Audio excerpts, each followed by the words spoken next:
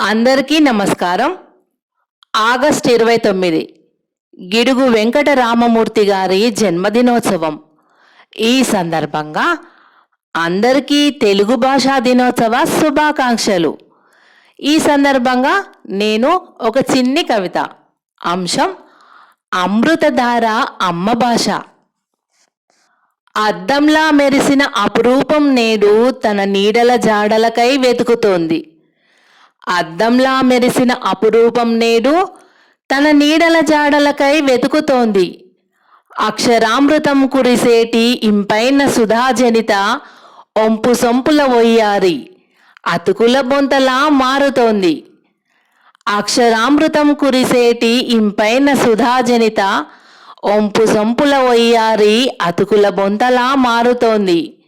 వెన్నెల్లాంటి చల్లదనాన్ని పంచి వెన్నెల్లాంటి చల్లదనాన్ని పంచి తేనెలూరు తీయదనాన్ని రుచి చూపి వెన్నెల్లాంటి చల్లదనాన్ని పంచి తేనెలూరు తీయదనాన్ని రుచి చూపి అక్షర పద విన్యాసాల నలరిస్తూ పురివిప్పి నాట్యమాడిన మయూరి నేడు చిన్నబోయి చూస్తున్నది. అలనాటి కవుల కమ్మని కవితాగానంలో ఓలలాడిన పదహారణాలు అలనాటి కవుల కమ్మని కవితాగానంలో ఓలలాడిన పదహారణాలు పరాయి భాష కంపును భరిస్తూ అబాసు పాలుతో నోట మాట పెగలక మౌనంగా రోధిస్తోంది. నిత్య నూతన నాందీకై పరితపించి నవరసాలు పలికించిన జిగిబిగి అల్లికల ఊయల ఊహాసుందరి అమృత ప్రవాహిని అందు అలకబూని కూర్చుంది.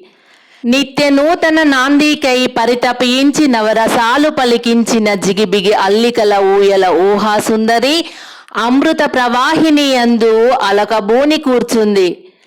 ఇంగిలీసు మోజు కమ్మి గుండెల్లో గుబులు రేపిన కుంపటై దినదిన గండం దగ్గరై దిగజారుతుండగా తన ఉనికికై తపనతో తన్లాట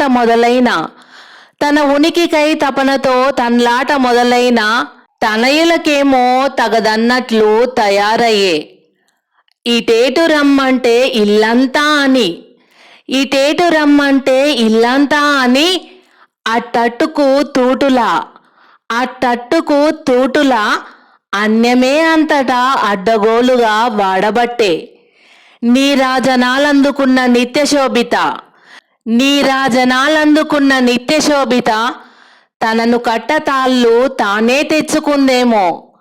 ఇల్లును మించిన పందిరిలా మారిన పరిస్థితికి బావురుమంటోంది భాష నేడు. అయిందేదో అయింది, అటు పొద్దు ఇటు పొడిచినా సరే.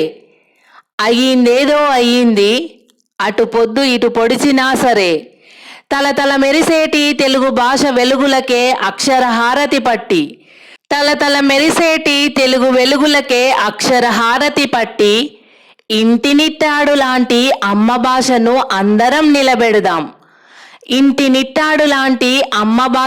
అందరం నిలబెడదాం. ధన్యవాదములు.